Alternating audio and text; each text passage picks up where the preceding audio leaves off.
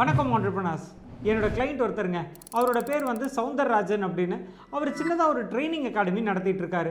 ஒரு நாள் எனக்கு கால் பண்ணி சார், என்னோட கம்பெனி பற்றி உங்களுக்கே தெரியும், ரொம்ப பெரிய கம்பெனிலாம் கிடையாது, ரொம்ப சின்ன கம்பெனி தான். அது மட்டும் இல்லாமல் நான் மேனுஃபேக்சர்லாம் கிடையாது, வெறும் சர்வீஸ் ப்ரொவைடர் தான். என்னால் ஐஎஸ்ஓ சர்டிஃபிகேஷன் வாங்க முடியுமா அப்படின்னு கேட்டிருந்தாருங்க. இந்த சந்தேகம் சௌந்தரராஜனுக்கு மட்டும் கிடையாது, நம்ம எல்லாருக்குமே இருக்கும்.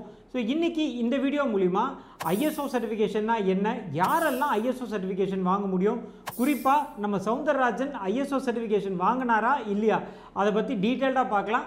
அண்ட் இன்னொரு முக்கியமான விஷயங்க, நிறைய பேருக்கு சொந்தமாக பிஸ்னஸ் ஆரம்பிக்கணும்னு ஒரு ஆசை இருக்கும். ஒரு சில பேர் பிஸ்னஸும் ஆரம்பிச்சிருவாங்க, ஆனால் ஆரம்பித்து அடுத்தடுத்த நிலைக்கு போக முடியாமல் ஸ்ட்ரகிள் பண்ணிகிட்டு இருப்பாங்க. இவங்க எல்லாருக்குமே உதவும் வகையில் நம்ம ஒரு பிஸ்னஸ் கம்யூனிட்டி ஆரம்பிக்கலான் இருக்கோங்க. அதோடைய முதல் கட்டமாக ஒரு வாட்ஸ்அப் பிஸ்னஸ் கம்யூனிட்டி ஆரம்பிச்சிருக்கோம். அந்த வாட்ஸ்அப் பிஸ்னஸ் கம்யூனிட்டி மூலிமா நிறைய ட்ரைனிங் ப்ரோக்ராம்ஸ் பிளான் பண்ணியிருக்கோம். பிஸ்னஸ் இன்ஃபர்மேஷன், பிஸ்னஸ் டிப்ஸு இதெல்லாமே ரெகுலராக கொடுக்கலாம் அப்படின்னு பிளான் பண்ணியிருக்கோம். நீங்களுமே அந்த வாட்ஸ்அப் கம்யூனிட்டியில் ஜாயின் பண்ணோம் அப்படின்னா அதுக்கான லிங்க் டிஸ்கிரிப்ஷனில் இருக்குது. மறக்காமல் லிங்கை கிளிக் பண்ணி ஜாயின் பண்ணிக்கோங்க. வாட்ஸ்அப் கம்யூனிட்டியில் மீட் பண்ணுவோம். அண்ட் நான் அறிவழகன், பிஸ்னஸ் லாயர். என்ற கம்பெனி பேர் இல்லை இன்டெலிஜென்ஷியா பிரைவேட் லிமிடெட்.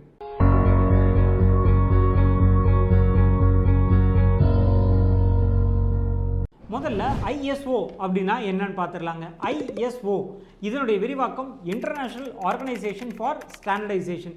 நிறைய பேர் என்ன நினச்சிட்டு இருக்காங்கன்னா, இந்த ஐஎஸ்ஓ அப்படின்றது ஒரு கவர்மெண்ட் பாடி, கவர்மெண்ட் ஆர்கனைசேஷன் அப்படின்னு.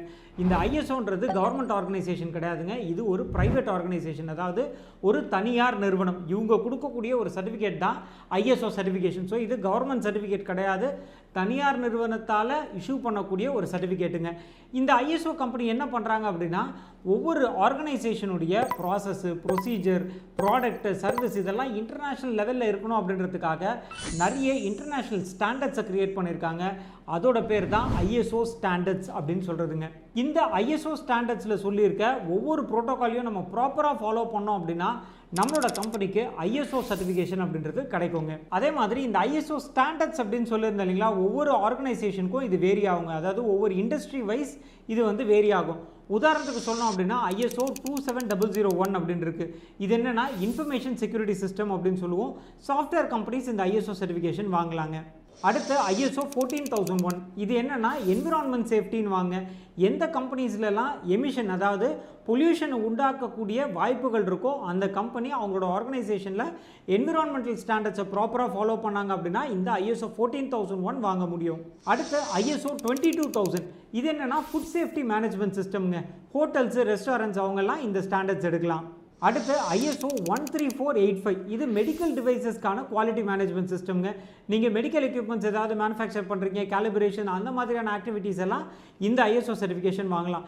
இதே மாதிரி கிட்டத்தட்ட 25,000 ஐஎஸ்ஓ ஸ்டாண்டர்ட்ஸ் இருக்குங்க.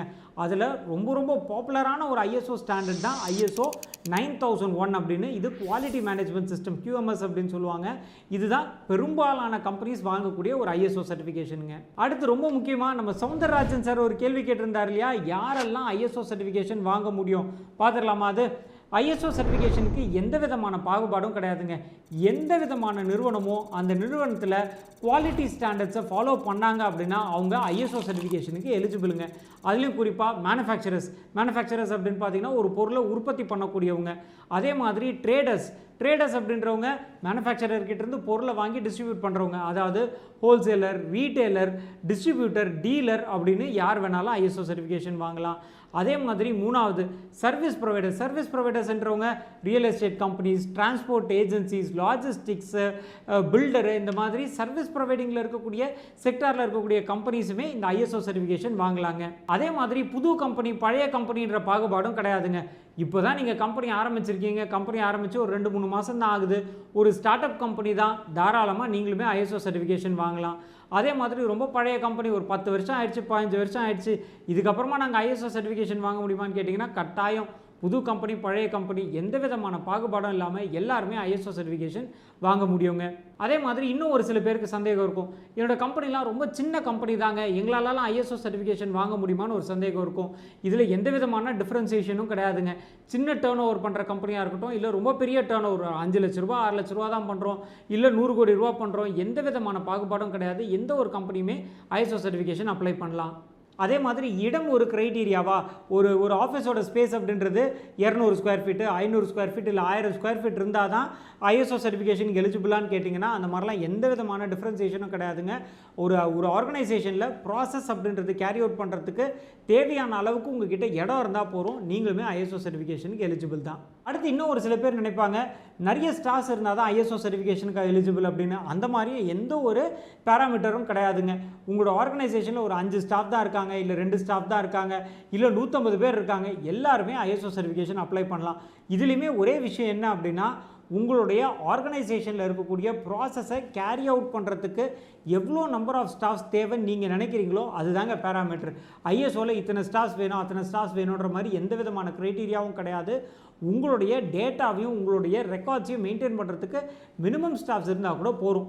உதாரணத்துக்கு நீங்கள் ஒரு கொரியர் கம்பெனி வச்சுட்ருக்கீங்கன்னு வச்சுக்கோங்களேன். அந்த கொரியர் கம்பெனியில் நிறைய ஸ்டாஃப்ஸ் தேவைப்படுவாங்க.